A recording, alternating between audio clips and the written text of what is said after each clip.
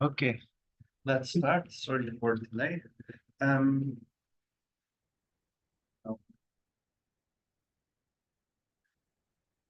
the topic of this lecture. Last lecture I was not speaking coherently. I apologize for this. Now I also slept 4 hours, but somehow I feel happy. I think everything is okay. So, yeah. Um, so topic today is to present risk bound and yes, comment please. So to present risk bound in more coherent way than last time, and at least we didn't have enough time. And main topic for today is to speak about kernel technique. You remember it from perceptron algorithm. So the goal is to explain that we can do the same trick with SVM. I will present the whole theory, and then we prove some ways to construct kernels. Seminar will be a bit shorter today because there are only 3 exercises. I didn't have time to invent more, but we've done already serious stuff in previous lecture, so it's okay to have a bit relaxed seminar now. So yeah, maybe like in 40 minutes you will be finished in half of the time and you can rest a little bit. Um, okay, so let's first remember what is a support vector machine algorithm. So it concerns half space classification, and we already spoke several times about half space classification. In the first lecture, we spoke about the discussion between half space classification and a nearest neighbor algorithm. And then we noticed, like, if we just take binary strings as input and let the class be equal to the first coordinate, that nearest neighbor worked very poorly. So if the input was randomly generated, nearest neighbor took, so we had like 100 dimension or 500 dimensions, and even after 10,000 training points, nearest neighbor didn't predict more or less randomly. But then SVM, just after a few hundred training points, understood that it had to look at the first coordinate. So it was just so the number of training points we needed was just a few times more than the input dimension. And SVM could figure out, what was happening. And then we learned about VC dimension. And we proved, we gave it an abstract bound. We said that the number of samples you need was proportional to the C dimension divided by epsilon, so the precision we wanted, plus something logarithmic. So sorry, that was like 1 over epsilon. So the bound we had was like this on the number of samples. Sorry, here is also VC of our space plus L and 1 over delta. And so there were some coefficients here. So there was some coefficient here and okay, the linear coefficients are not so important. But anyway, this is something very small, like 5. Here we have something basically proportional to the input dimension, which was in the hundreds. And so that's what we saw on this little experiment. So when we increase the dimension, the input number of nodes we need was similar. But it was not, and moreover, this result holds for any way how we fit a linear classifier, a hyperplane that separates the positive and the negative examples. So then we know that Haneke improved it, but he uses some rather complex classifier, and he didn't have this logarithm here. But he has huge constant, he had huge constancy here, more than 10,000 in his paper. And you can try to optimize it, but it stays more than 10,000. And then we, in the seminar, 4th seminar, there was leave one out bound. And there we had, we see that, so there we had input dimension for linear classification divided by epsilon and delta. And so there was a default out risk bound. So input dimension. So it said that samples that you need to fit linear classifier with expected test error epsilon, and to do it with confidence delta is input dimension divided by epsilon delta. Maybe there was +1 here, I don't remember. But okay, the idea is clear that if there's standard dimensions, so usually with delta, we don't ask for much, because if training fails, we just do it one more time. So we can set it 1/4 or something. But for epsilon, we do want to have high precision. But this we have in all the methods. So if we are happy with small delta, then this result is better than arbitrary VC dimension and Hanneke's result. And this we obtained by SVM algorithm. So remember, it's a long time ago in 4th seminar. And actually, it was the last exercise with 2 theorems, you may believe. So Karateadori theorem and KKT conditions. And yeah, and so after this, so if delta is not too big, then we see that SVM gives the best result, with hard margin version of SVM. Okay, but this is just some side to speak about several parts in the course. So what was hard margin SVM? Let's remember it. And so the plan is that I will illustrate it 2 dimensions. So we have some positive and some negative points.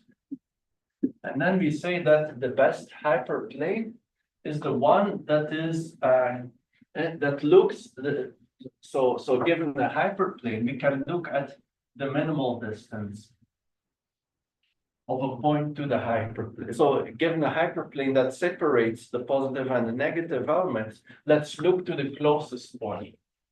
So let's look to the distance of the closest point. We want to maximize this distance.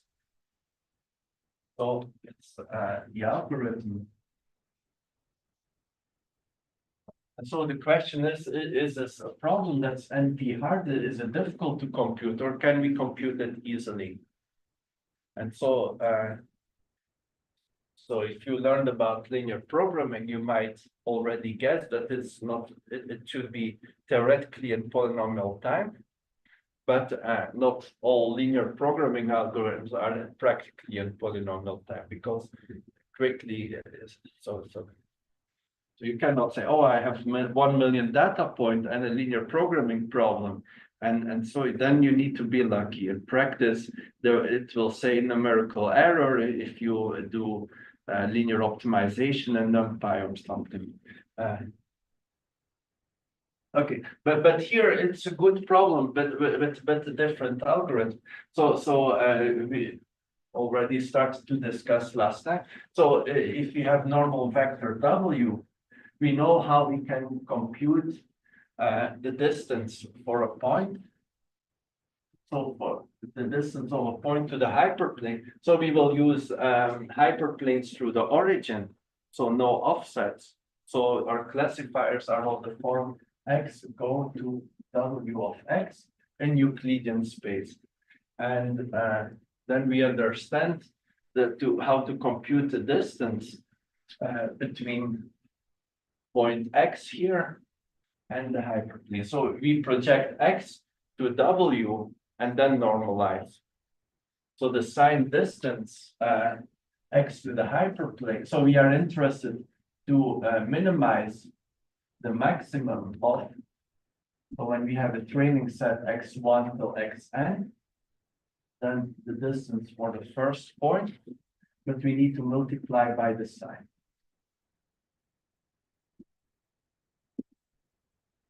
W times xn divided by norm of W by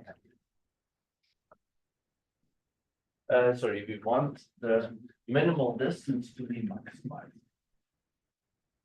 So this is so if our W separates positive and negative examples, then everything is now negative. This is all easy for you, right?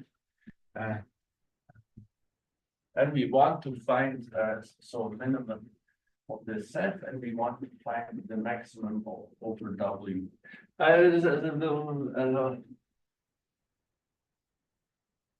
Yeah.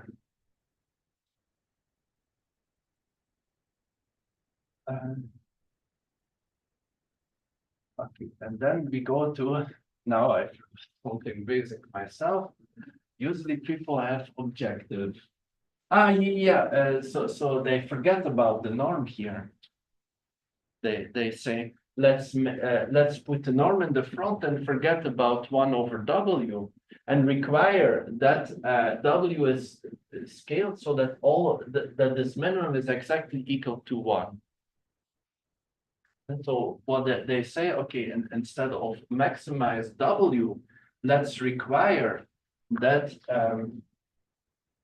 minimum of W times X1 by 1 and so on, Wn times Xn by n is exactly equal to 1.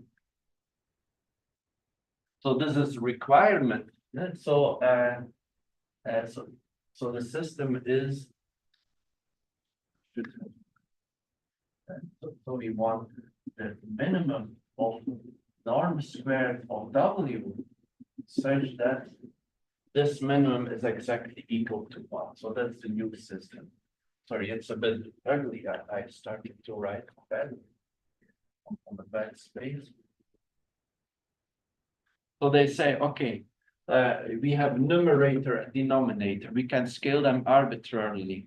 Let's choose the scale so that all the minimum of the numerators is exactly equal to 1. And then for maximizing, we must minimize the denominator. So that's, yeah, sorry, it's a bit boring. Let's try to go faster. So, okay, so we just want to minimize this thing.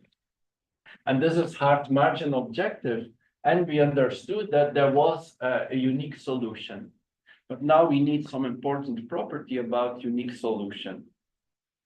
So you remember the argument about unique solution. Okay. So if there are two solutions, W1 and W2, that have equal norm and satisfy this constraint. By the way, we can relax this constraint, so we can require that this is just at least 1. Because if it's more than 1, we can further scale W down and remove them. Okay, so if we have two solutions, W and W prime. So here what we have here is the distance from the center of the vector W. So if you have two solutions, then we can look to the solution in the middle of the two solutions. This middle will be closer to the origin than each of the vectors separately. So if here is W, and here we have W prime. So the norm of W is this distance.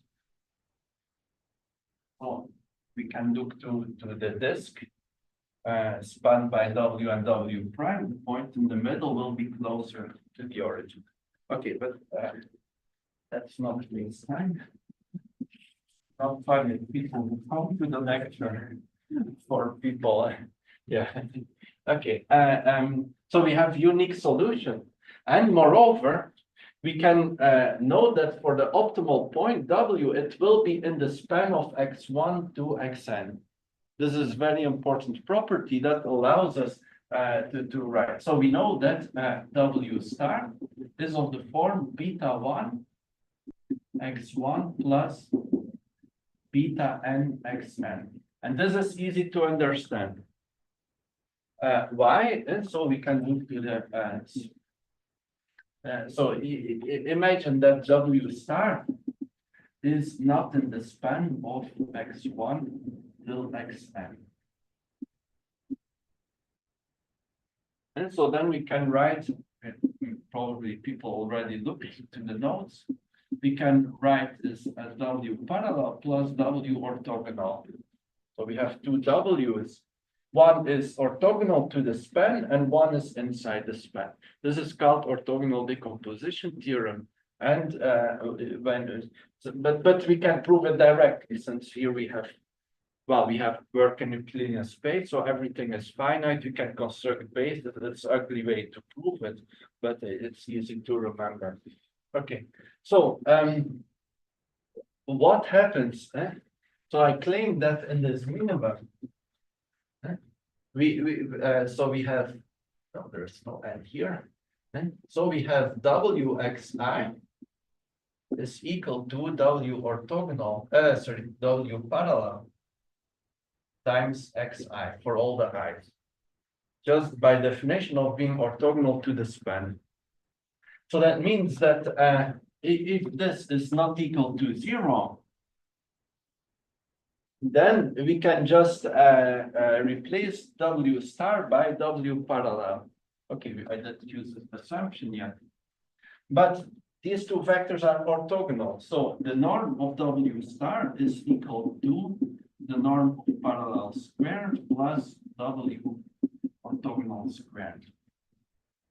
So that means if we replace W by W parallel, then our norm improves when W orthogonal is non-zero. So we understand the optimal vector must be in the span. And this is cool property because now we, instead of solving this problem here, we can replace W by the betas here. And then try to fit the betas here. This is good for two reasons. First, if the input vectors have huge dimension is much bigger than the input size, then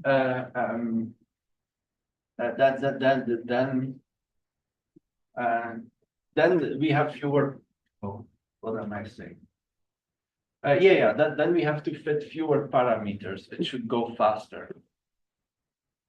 So computational, it's already clever. But we will see that also our risk bound will become better when we fit fewer parameters. Okay, so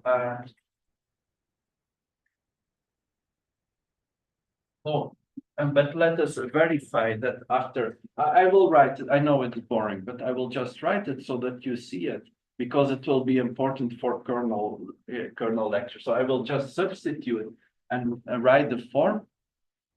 And so in kernel lecture, you already know what is the plan. And we will say that we will replace x times x prime by just arbitrary function and then design the kernel function. And this is replacement of embedding. So our problem here, but maybe before I do all this effort, let's speak about generalization. And let's speak about soft margin problem here. Okay, so what is the plan here? So we try to fit a hyperplane, but now we believe that our data might be noisy. So there might be a point on the wrong side that has a negative label. So in this case, it would move the margin completely here, or it might be impossible to fit a margin. Data might not be separable. And then the plan is to have, so we want to minimize the distance. So this gives us the two planes. We don't want to have any points here. And so we will have a penalty that is, so we will aim at having a margin rho. And then we create a penalty for each point. That's the distance from the margin we want to be free. So this will be psi.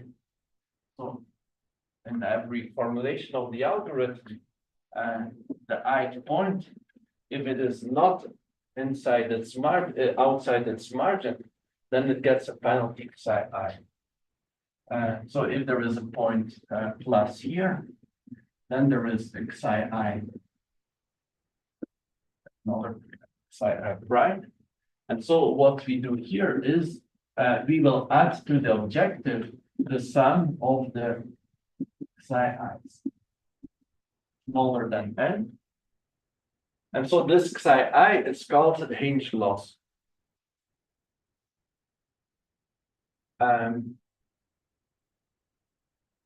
So here we have psi I. Let me write it. Let me write it in full. It is the maximum of 0 and 1 minus yi xi times w.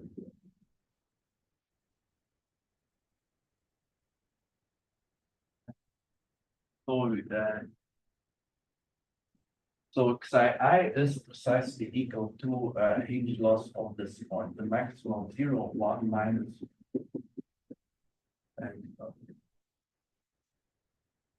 Okay, and now we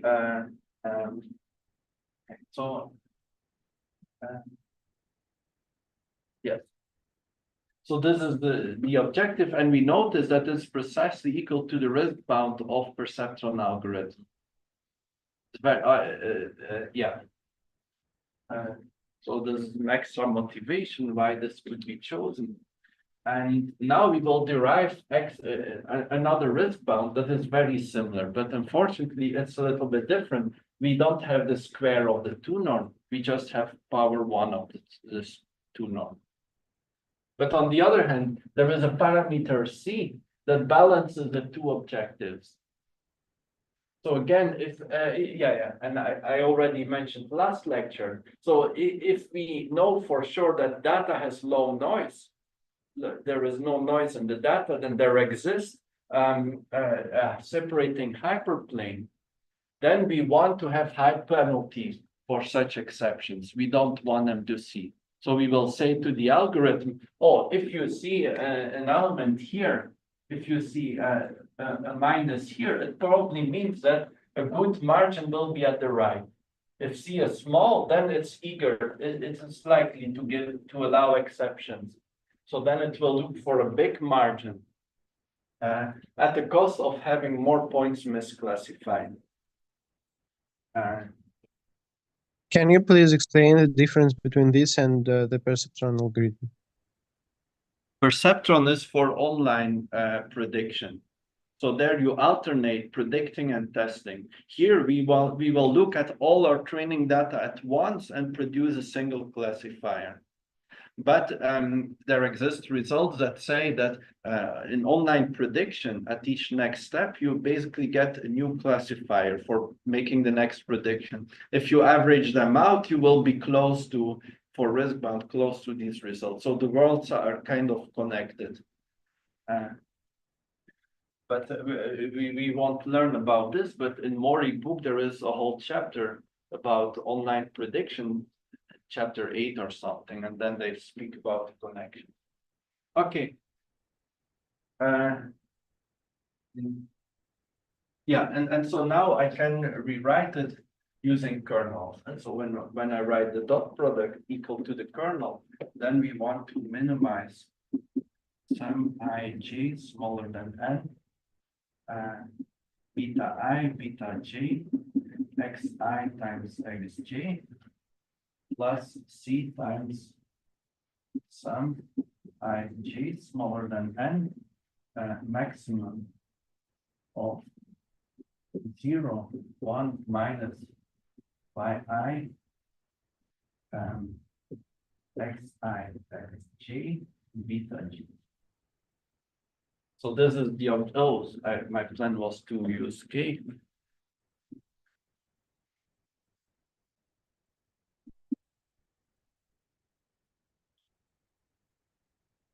So our new objective is like this.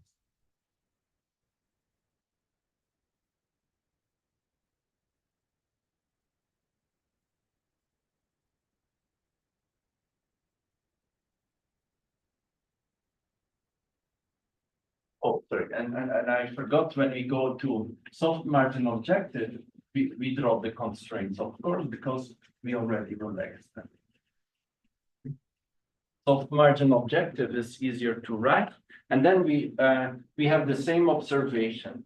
When we look at this objective, we can, when we look at this object, I already explained that this is true.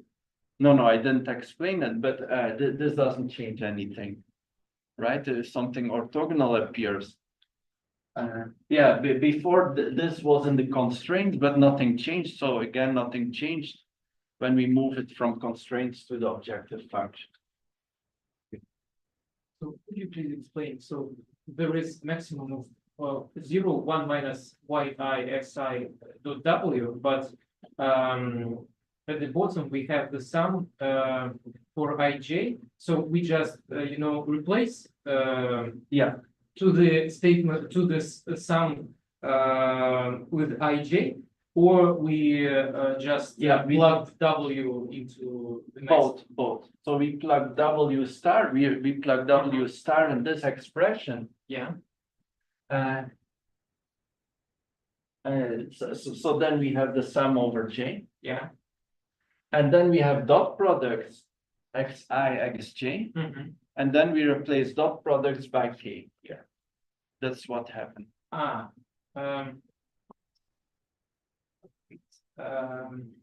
Why isn't there hazard? So the yi is from this yi. So basically, there should be a sum of the sum for I not greater than n.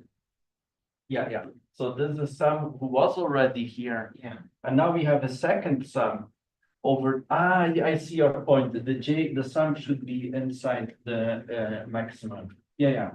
You're right. Okay. Yeah. Good point. J should be smaller than that. Okay, but the reason I do this is to make it crystal clear that we only need the k function. And also, I forgot to say, but the prediction is done. So here it's obvious. So we predict according to the mapping x goes to a sine of sine of w times x. And so now the prediction goes, let's use x prime. And sum bj k xj x prime j is smaller than that, and the sign again.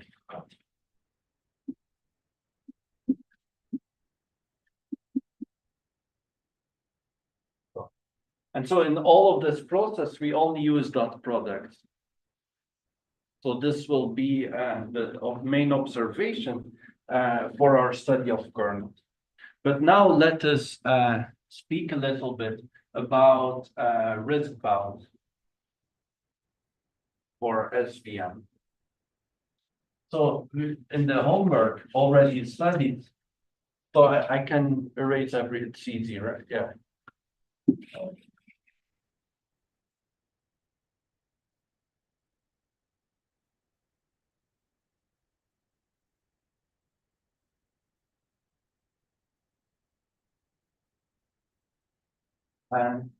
So last lecture, we proved, we considered margin risk. Then let's make more space.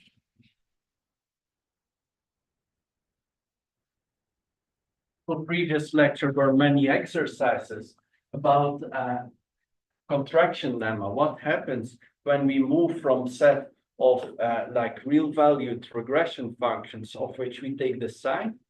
Then we want to apply a loss function, and if this loss function is continuous, then we are good. We can apply Lipschitz continuous. We can apply contraction lemma to get risk bound. But when we have 0,1 loss, we are kind of in a problem. So 0,1 loss moves in this continuous way. And so what we do is we apply some upper bound given by margin loss. So this was phi rho of so here I draw this product So t is the value of our regression function, and we multiply by the label. And if this product is negative, we have in the 0, 1 loss, we have penalty 1, but the margin loss provides a continuous upper bound, Lipschitz continuous upper bound with Lipschitz constant 1 over rho. And so here is rho. So then we spoke about hinge loss. The hinge loss we got here in this last term in the SVM objective. And so when rho is equal to 1, imagine that rho is equal to 1, then the hinge loss is very similar to the margin loss up to the value 0 for the product Ty.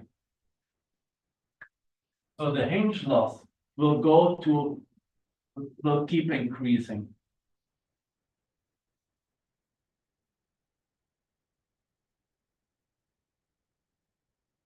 Hinge loss, it is maximum. So I will write H. This here maximum or HL is equal to HL of Ty is equal to maximum of 0, 1 minus Ty. And so it's equal to the margin loss when Ty is at least 0, but when it's negative, it keeps increasing linearly. Okay, so now let us write down the risk bound. And so we have the margin risk for a training set Z, a list of input-output pairs. And so empirical loss of F is equal to just empirical average of phi rho of f of xi by I, where we sum A equals to average. Okay, and now the risk bound says that the risk of sign after that. So there was a typo in the notes, it was on the chat, so I forgot the sign function in one of the theorems. Is bounded by empirical risk of Z of F plus, and then we have 2 over rho times Rademacher complexity of the class of functions F. And so here we have a risk bound that holds with probability 1 minus delta for all F in the class F. Plus, and then the fluctuation term 2 over n, ln 1 over delta. People who have learned everything now found this for the first 35 minutes very boring because there was little new information.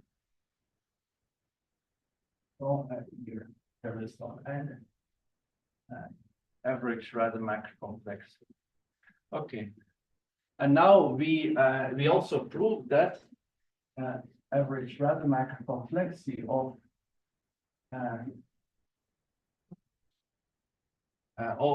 we consider the class of functions x go to w times x, for which norm of w is bounded by some b, and we said that this empirical Rademacher complexity is bounded by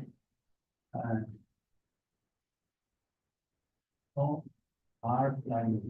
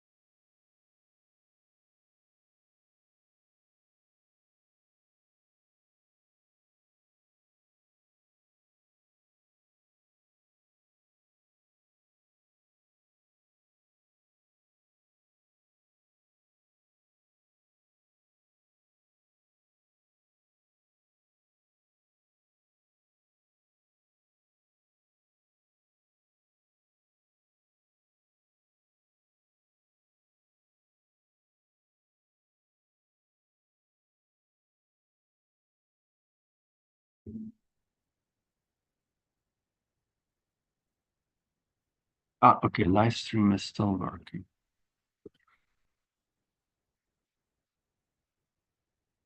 Okay, I'm back. Yes. So what's our goal now is to have a risk bound that is similar. So we will relate SVM objective to this risk bound. So let me write it again. What is objective? It is W squared plus C times sum over H plus maximum 0, 1 minus yi xi times W.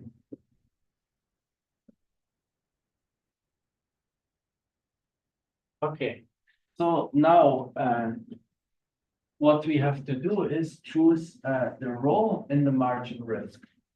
And so remember what is margin risk. And so in this area, and so we know that hinge loss is an upper bound on the margin risk if rho is equal to 1. So we will pick rho equal to 1. And then our risk bound says that sign F is smaller than the hinge loss. I will just say C and MW here. It is clear what I mean, right? So it just what this is hinge loss. Equal to hinge loss of C and W.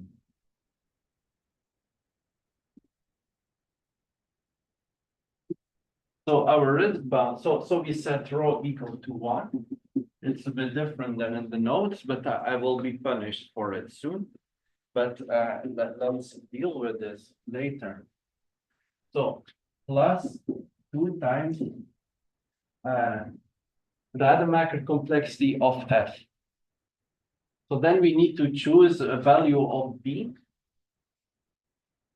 And after we choose value of B, we have 2 times B times R plus, and then the square root, and I will ignore it because it's very small when we relate to a real world thing that is here. Okay, now we have to choose B. So the plan is to choose B equal to 1 over R in a set of values, 4 by the powers of 2. And so 1 over R, 2 over R, 4, and so on. So we will apply such beats, and then we can do something similar as the homework. Apply union bound over all the beats. And then we can use Rademacher complexity bound for all such beats. So this union bound will create some extra term in the square root precisely in this for the same reason as for the homework exercise and what we did in the notes. So punishment is very small, but I realized that I did it in the wrong way. I mean that this is a better way because in the notes there is an annoying scaling with W, and then I have to choose rho in a weird way. It's just better to take union bound over beats. And then understand that any W will lie in certain B. So why don't I choose smaller B? I start at 1 over R. And the reason I don't choose it is because for this value, the bound is already trivial because this is bigger than 1. So there is no point in choosing smaller B. Okay. And so what will we have here? We will bound, so this particular B, let us say, define it more generally. Let us say that BI is equal to 2 to the power I plus minus 1 divided by, actually we can, yeah, I minus 1, we can even do I minus 2.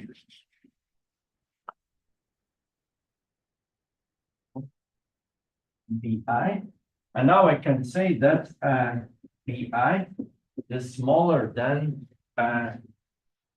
for the optimal norm 1 over W. Let's go sorry, I forgot. So here it is BI is smaller than so the BI that I need is smaller than 2 times the norm of W, or the optimal W that I get from the problem here. So let us say that W star comes from optimizing this thing. And so I will choose I. Then that here. Here I choose rho equal to 1. And choose I. So what we have here now is that this is bounded by the hinge loss of CW, the training set on W, plus 4 times R times W star.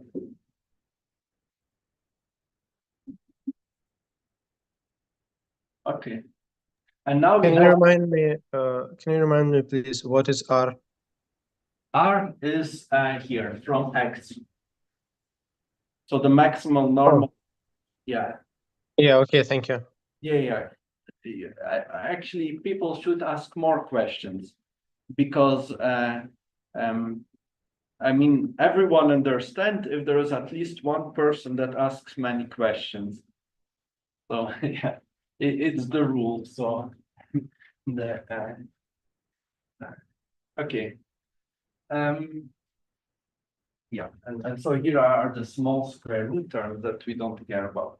Okay, and now we achieved our goal. We are very close to what we wanted to do. We want to relate our risk bound to the objective function. And what we see is that we have the hinge loss here. Here we have hinge loss multiplied by constant. And here we have norm squared, but here we have a norm of W. But in particular, if we fix the norm of W, then we will find the same vector as the optimal one. So SVM is kind of risk bound, but there is something special here. In the SVM algorithm, we will train C using cross validation. Maybe you already learned it in machine learning lectures. So that means that the dependency on the norm is somehow optimized inside the algorithm. So it helps us to believe that this is kind of SVM is. So one can argue that SVM is somehow structural risk optimizer, because its objective looks like a risk bound, but it's not really a risk bound. And we're still training some parameter C by objective function. And then previous lecture, I explained that if you want to train the norm of W directly, you will see that a cross-validation loss drops very quick, significantly in a small area. But if you check several values of C, you see the risk dropping only smoothly, a few percent. So when training C is like just a few percent better. And the reason why C is easier to optimize or not so critical is because it's somehow doing a complexity bias trade-off. Small W means small generalization error. But small W technically means that this term is big. Okay, I'm not saying it clearly, but so what I wanted to say is that this complexity bias trade-off is already embedded in the objective function, and for this reason, the precise value of the parameter doesn't matter much. So when I did the experiment, in the beginning, in the first lecture notes, I wanted to set, I had this ideal condition because I know the simple linear model with small coefficients was true. So the right thing to do to have fast convergence is to set C huge. But I actually choose C equal to 0.01 just to demonstrate power of algorithm. And I wanted to decrease C even more, but then he complained about numerical instability. Okay, but I shouldn't be talking too much about it because we still have a lot of materials about kernel technique. But we did, okay. So, yeah, so, but first, let me ask, are there more questions about the connection? So there is a question, is SVM empirical structural risk optimizer? And then answer is strictly spoken, no, because there is a parameter that needs to be tuned. And depending on we don't have really an upper bound on the risk that we are optimizing. So in this sense, no, but you could argue a little bit that's a structural risk optimizer. Okay. Now, actually, there is a very important conclusion that I didn't forget to tell you, and should maybe even so something great is that our risk bound that we derived here. So this is our risk bound. It doesn't depend on the input dimension, and this is pretty important. So with VC theory, we had a bound on the input dimension. We had the upper bound. So we said that the risk, so R is bounded by sine of F. Sine of F was bounded, well, the excess risk. So R minus empirical risk T of F is bounded by, we had an input dimension divided by train size.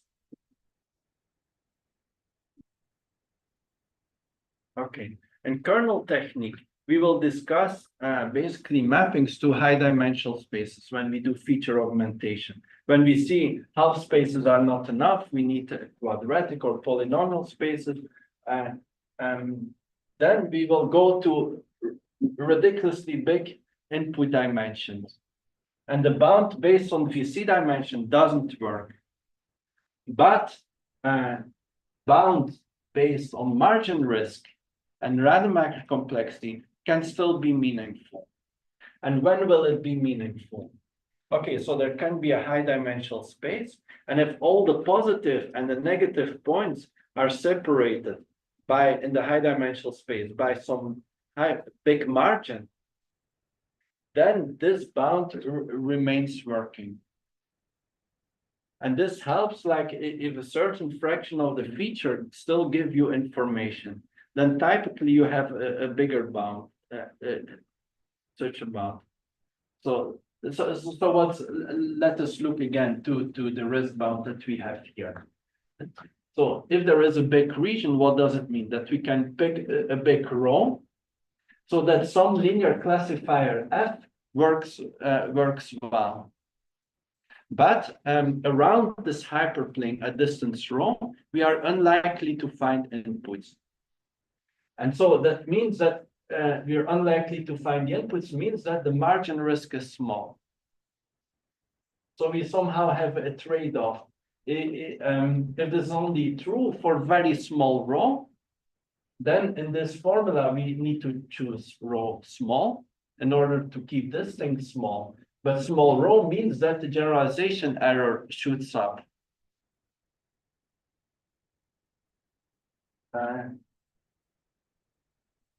Okay, so this is the meaning of this risk bound.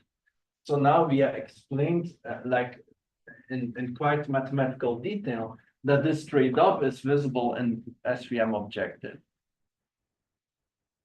Okay.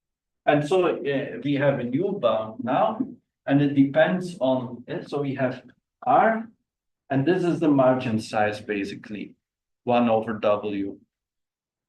So we have input size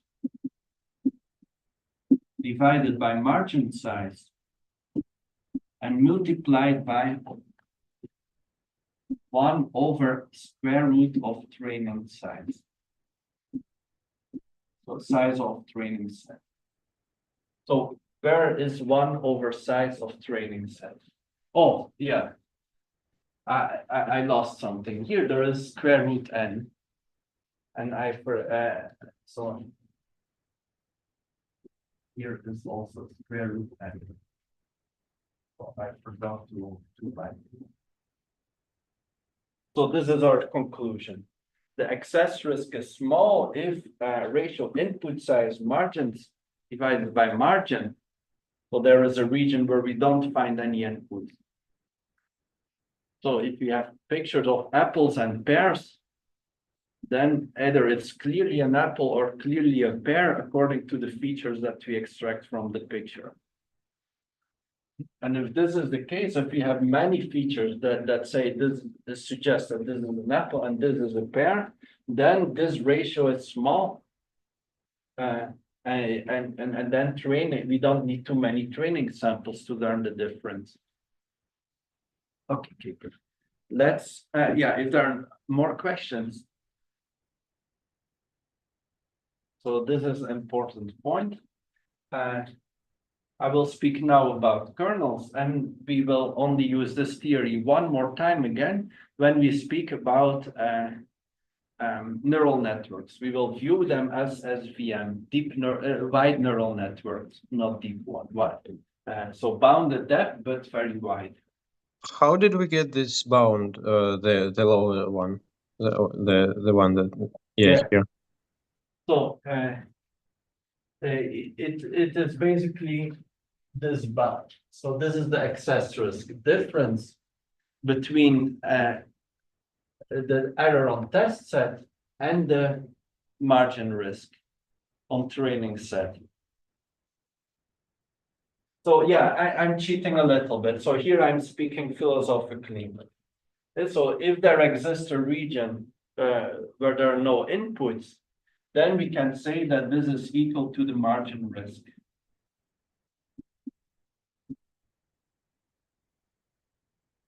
So it's a rough idea. This is not pure math, but so I should in the notes I use like some approximation symbol. It's high. Oh, okay, thank you. Yeah. So yeah, and also this is why this last part is no longer called distribution independent risk bound, because we make our risk bounds are only meaningful if we do have this margin, and so if distributions have small are of certain type. Okay, so now let us speak about kernels.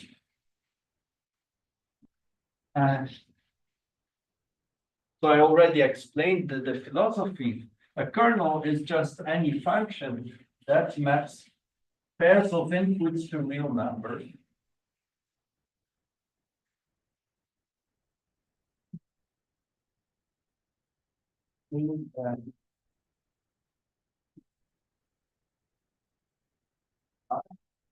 And let me take my notes so that because I forgot.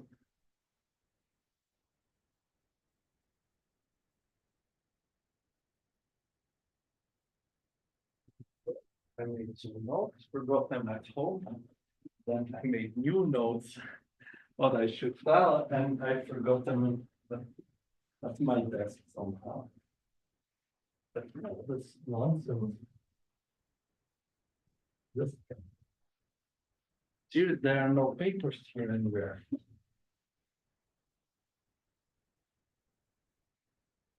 Okay, good. Then, yes. So, what do I have to tell first? Let me clean the board.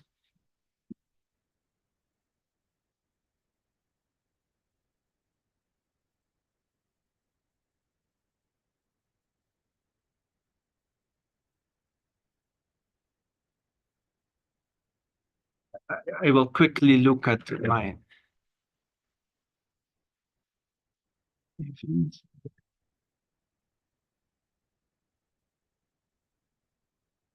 Yeah, thank you for closing. Okay, oh, but this I already explained, polynomial kernel.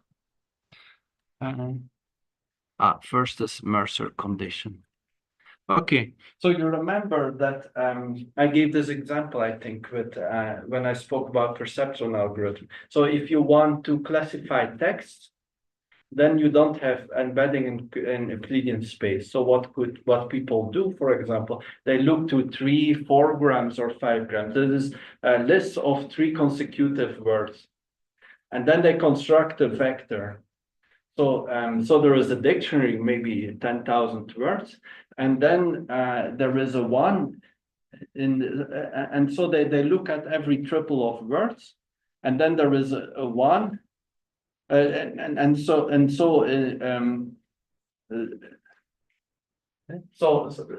the vector Vijk is equal to number of occurrences of the triple ijk of words appearing as 3 consecutive words. So this is huge dimensional vector. If there are 10 to the power 4 words, this is vector of size 10 to the power 12. So you cannot store even 1 vector on your laptop. Or maybe, okay, it's borderline, but you get the thing. So, but the good thing is that now we only need dot products. And then the 3 grams we can construct, like we can build a tree that of that tree that contains all the n grams. And then when we compute the dot product, we just have to search for the triples that in the tree that appear everywhere, and you can do it in linear time and the length of the text. And so you can do it very efficiently. Okay, so this is example of kernel when you don't have an easy embedding.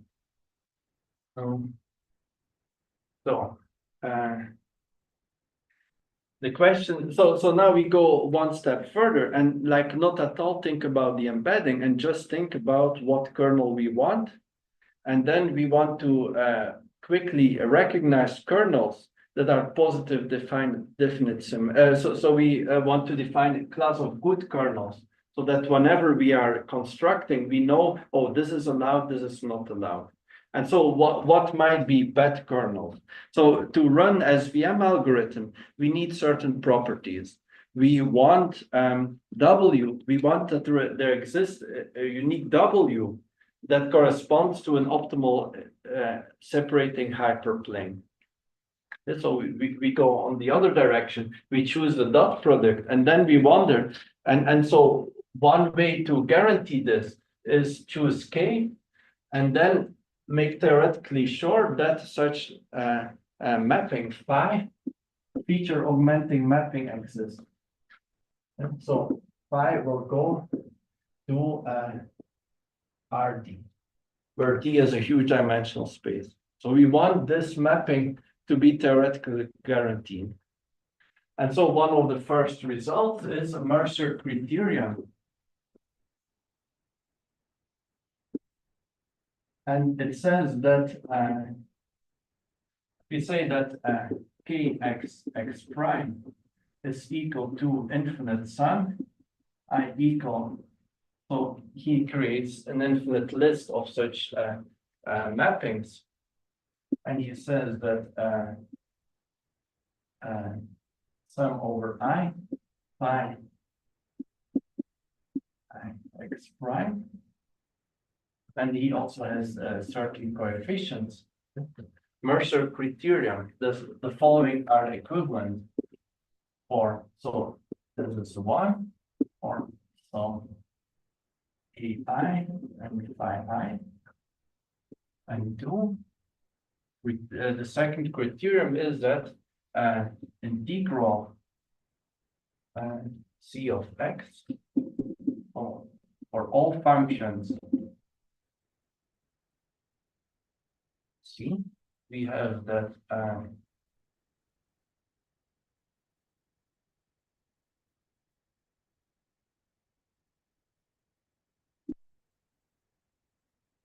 there are 2 integrals, C of x, A of x, x prime is non-negative. So this is Mercer criterion. Yeah, it wouldn't hurt if somebody checked the notes because I cannot check anything, so this is the equivalent. And one direction is easy. So which direction is easy? From first to the second. Yeah, indeed, yeah. So first to second is easy because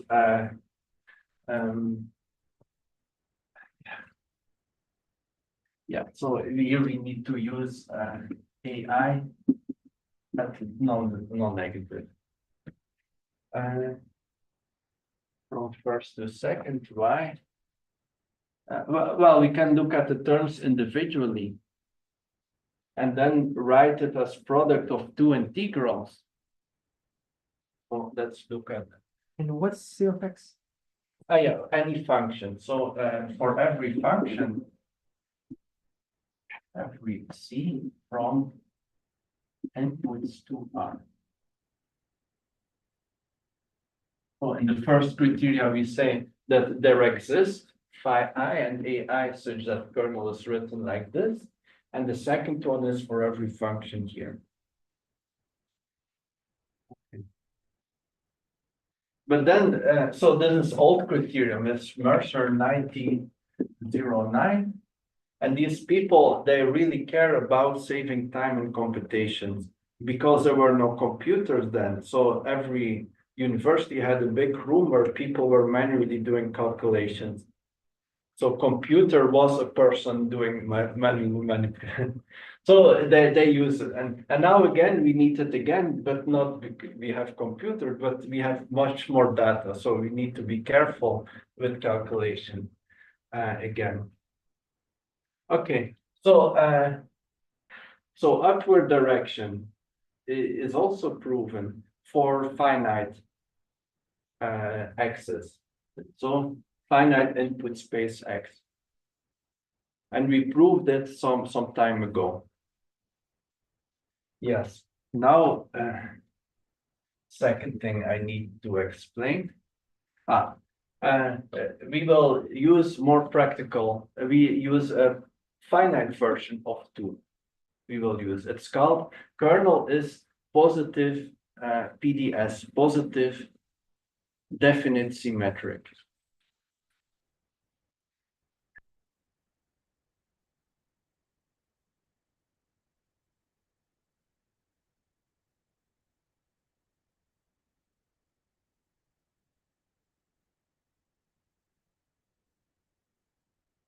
We will need to do 2 things.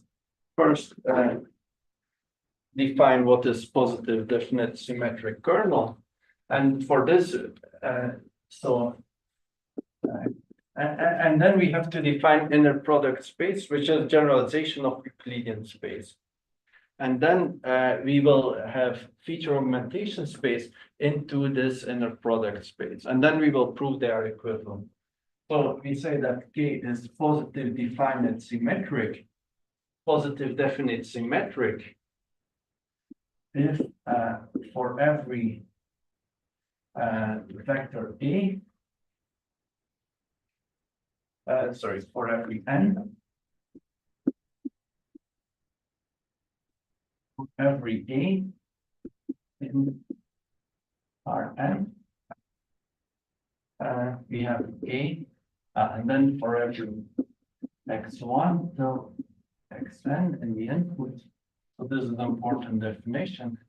Xi, xj, ai, aj, and sum over I, j is smaller than n, is non-negative.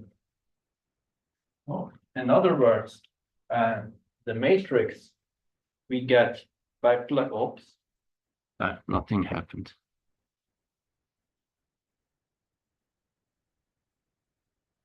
So in other words, the matrix that we get by filling in the values xi, xj should be positive semi-definite.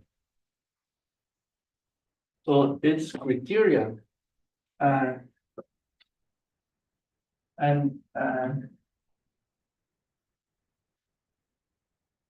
okay. Now let us define what is inner product space. And then what will be the feature augmentation mapping? So inner product space, well, use the Hilbert space. Let's see. Okay. Inner product. So we will use, it's a vector space, either over R or real numbers or complex numbers. But we will never need complex numbers. In physics and quantum mechanics, they would always complex number, but for us, always real numbers. So inner product space is, Why do we need A in the first definition? so here, why Yeah. we It, it seems a bit weird for me, and the positioning of the arguments like K of X Xi and Xg is a real number. Am I right? yeah, this is real number. But Yeah. it's not, yeah, if we require all these real numbers to be non-negative, then we lose certain things. Okay. But also even if they're all positive, it's not enough. So But yeah. what is the multiplication we use for AI and AG?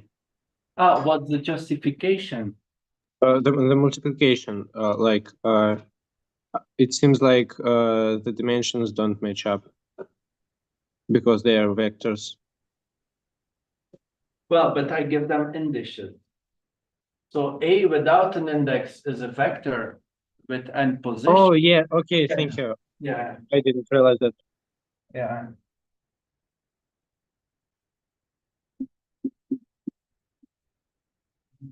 Okay. So inner product space is vector space over R with a mapping. So that maps two vectors to R. So,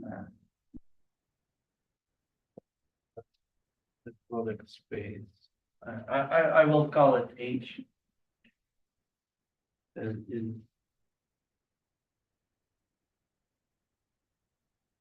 So we have H times H to R, so inner product. And so you know what is the properties of inner product.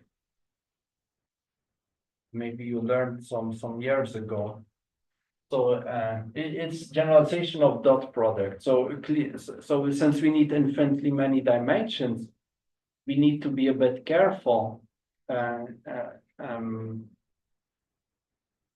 But you can just think about dot product, dot product in infinite Euclidean space.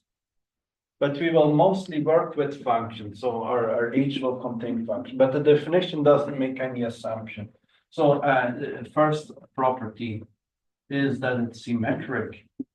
V times W is equal to W times V. Second property is linearity over the real numbers. And so if we have a real number RV plus W, with U is equal to R times VU plus W. So third property is that V comma V is bigger than 0. And the last property, V comma V, is equal to 0 if and only if V is equal to 0 vector. So these are four properties of inner product. And so know that dot product in Euclidean space satisfies all these properties. But we have a bit more. For example, consider the space consisting of functions f from 0, 1 interval to R.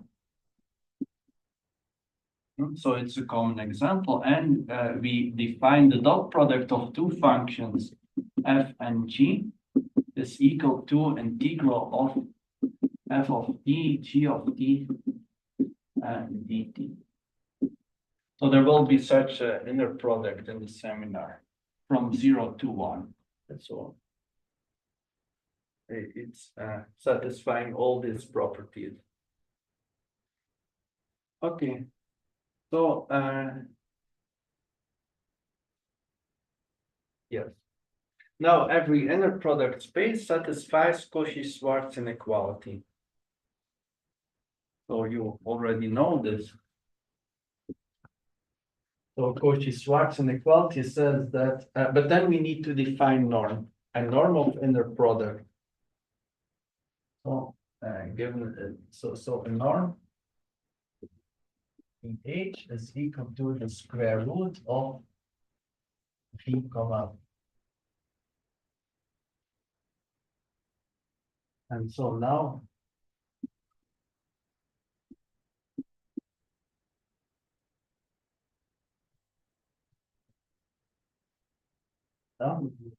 smaller than that's the only thing we want. Okay. Now we will say what is so what does it mean for a kernel to be reproducing in an inner product space? So by the way, normally people in this area they use Hilbert space, and that's an inner product space that is closed. So remember that there is something like rational numbers. But if you have a sequence of rational numbers that converges in Cauchy's sense, the limit is not necessarily rational numbers. Like square root 2, for example, you can approach square root 2 by any numerical algorithm. And so there is extra condition, but never in my life have I needed in the context of machine learning that I need to use this closure property. So I don't know why all of the books speak about Hilbert space instead of inner product space. So, but if some of you know why this is, then please tell me. So I will do like everyone else. I will speak about Hilbert space, but I will never bother you with any questions about closure. Why is blah blah closed? Don't worry about it. Just because otherwise I'm not normal. And yeah. Okay. So yeah. So now let us speak about reproducing Hilbert. So about reproducing kernel.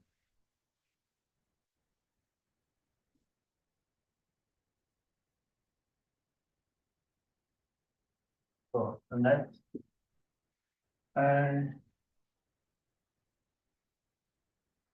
So K is kernel.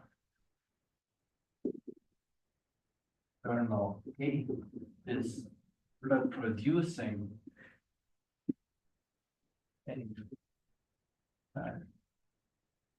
Okay, now I'm too embarrassed, so I will say inner product space.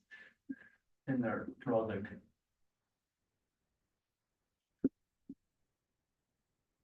H. So if two conditions are satisfied. So first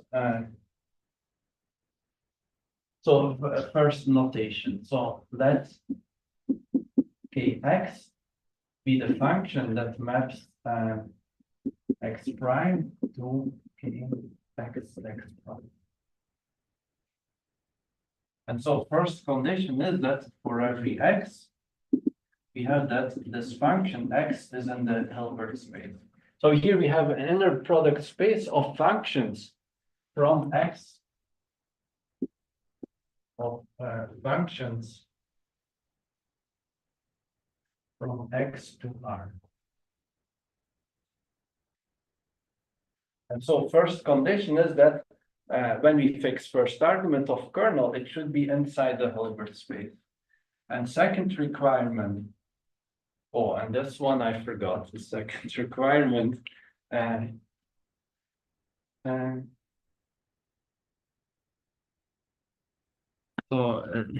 But we check.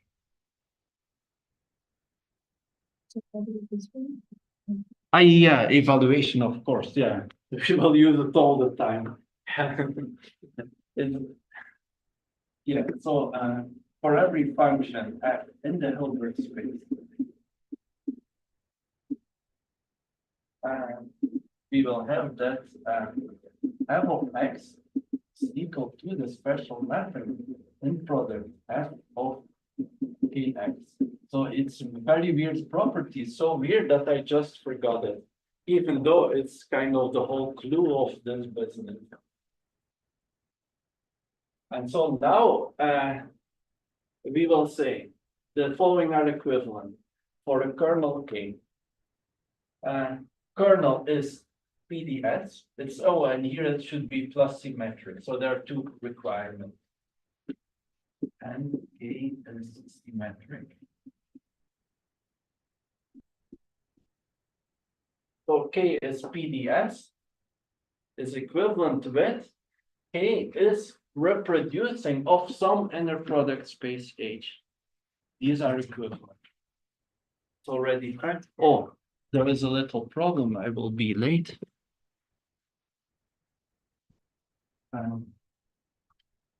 Yeah, because we still have that. So equivalent.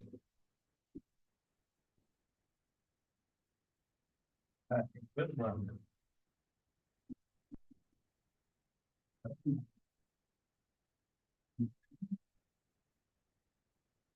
Gain is reproducing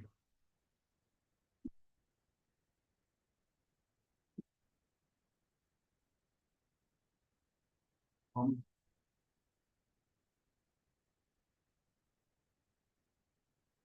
the inner Did you product. mean in the first one, K is positively defined? So H is key is PDS.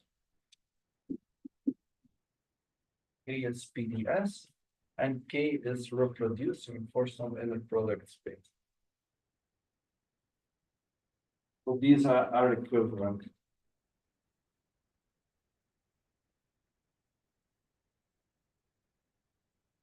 Okay, one direction is easy. Which one?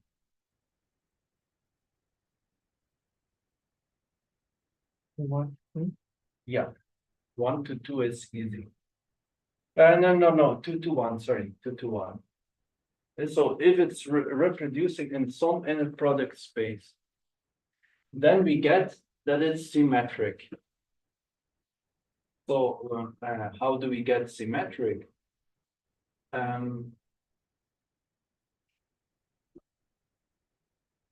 Well, here we can say we apply f with k of x. And so we set k or k equal to x prime. And then we get the value. Then we know we can flip x and x prime, and we see that k should be symmetric. So first property is clear. Second property should also be clear. So we take linear combinations and we do again the same thing. Well, actually, we can exploit this thing here. So when we build linear combination of kx and then take the norm, we need to find something non-negative by property of inner product. So up direction is clear. For down direction, we need some construction. But I need to ask the people who need the room here. So is the teacher or you are the teacher? Okay, because I need to get more time, but then, yeah. But you can sit here, you're not disturbing. But if you want to talk, it's here. Yeah, okay. Yeah, so we have some more time then. Okay, so down direction, sorry, up direction is clear because we know that k axes are in H, so we can take linear combinations. And so we can understand that norm of linear combination is non-negative.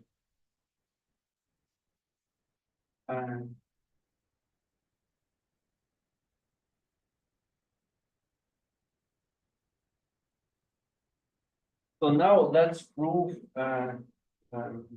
downward implication. And now we have to work harder. We have to construct Hilbert space. But the reproducing property already tells us how to do it. So we will start with first letting all these functions into the Hilbert space. And then we take linear combinations because inner product is vector space. So you need to be closed under additions and linear combination. So, but then we have to be careful. So let us say that we have to define the inner product between two functions f and g, where f and g are linear combinations of such functions.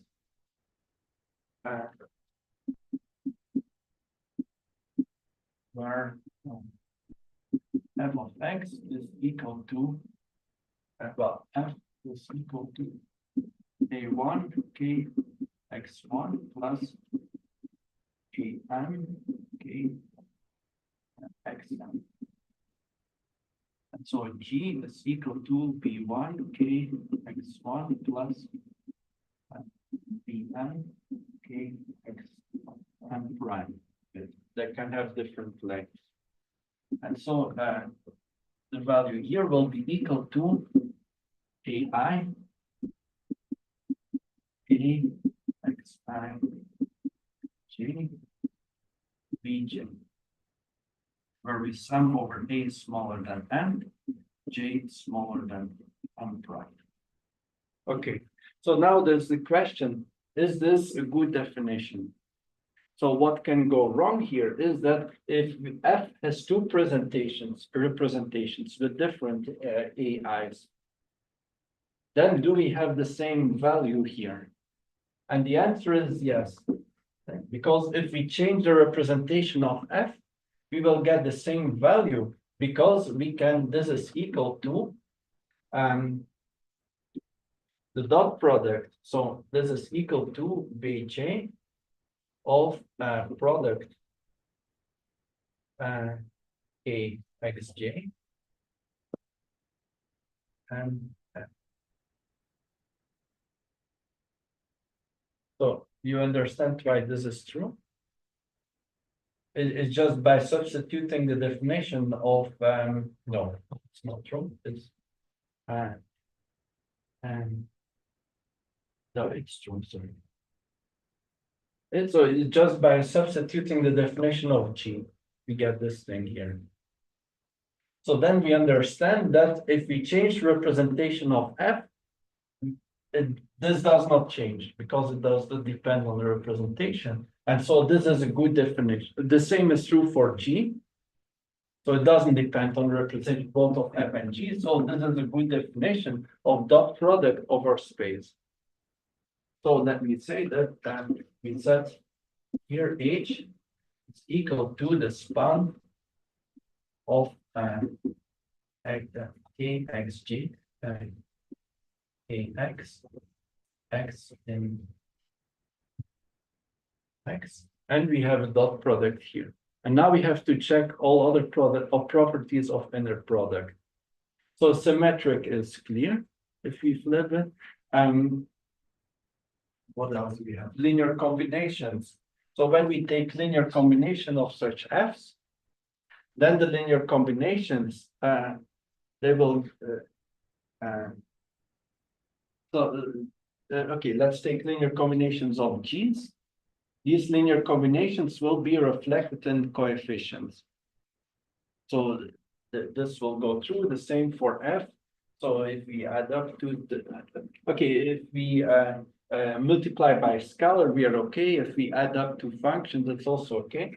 So so then next thing, non-negative, we have to check. And so why does it? So why do we have that f comma f is at least 0?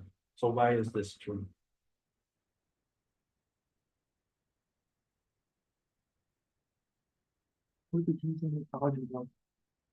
Right to matrix form and then by definition of positive 75. Yeah, exactly. Yeah, because of here we use our assumption 1, And so we indeed just expand everything, and we will have precisely this condition here. And so the last one, the most annoying one is, yeah, you can come in. Sorry, I'm a bit late, but you can already sit down, and because it's just 2 minutes for the end of the proof. Yeah. Yeah, I had some. Okay, so the last part, we need to work a little bit. There's the requirement that, so this we don't need anymore. This requirement that we only get 0. So the norm is only equal to 0 if the function is equal to 0. So we need to prove that the norm of f is equal to 0. This implies that f is equal to 0.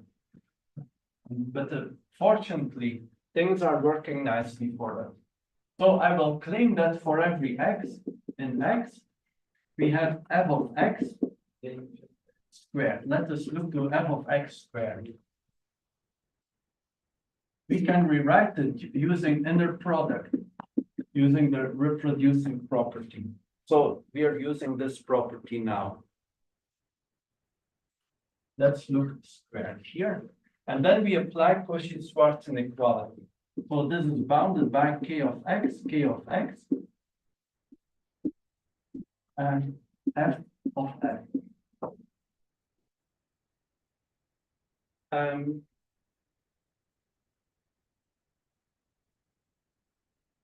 And so note our assumption, f of f is equal to 0. So this is equal to 0. So we have proven that f of x is equal to 0 for every x. So the last property of inner product is satisfied. And that means we have constructed reproducing inner product space. Okay, so now this was by construction. And I forgot to say why this one is true. I used it in the last step, but it's also by construction.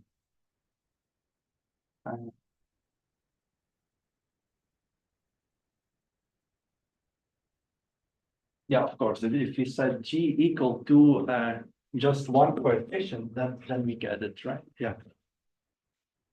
So now we've proven the main theorem. So there is still a representer theorem I didn't finish, but it's easy because it's like the beginning of our discussion where we have orthogonal component and non-orthogonal component to prove that there exists a solution of certain form. So again, representer theorem is in all the books, and I added to my notes in order to be a normal teacher. Yeah, please come in. The lecture is finished. So yes, and then in the homework you can do this thing, but it's completely trivial thing, this representer theorem. And we don't need that, we just understand it in low dimension. But okay. Yes, so I will upload the quiz. I will put the quiz on Telegram. I will do it now. So there are 2 quizzes. I will just have double weight, and there are 5 questions. And I go to my office to put the grader, to start the grader. It's only in 10 minutes the grader will work. So you have time till the end of the seminar, which is I mean the official end time, which is 12:30. Okay, let me. Yeah, you can come. I will just put something on Telegram.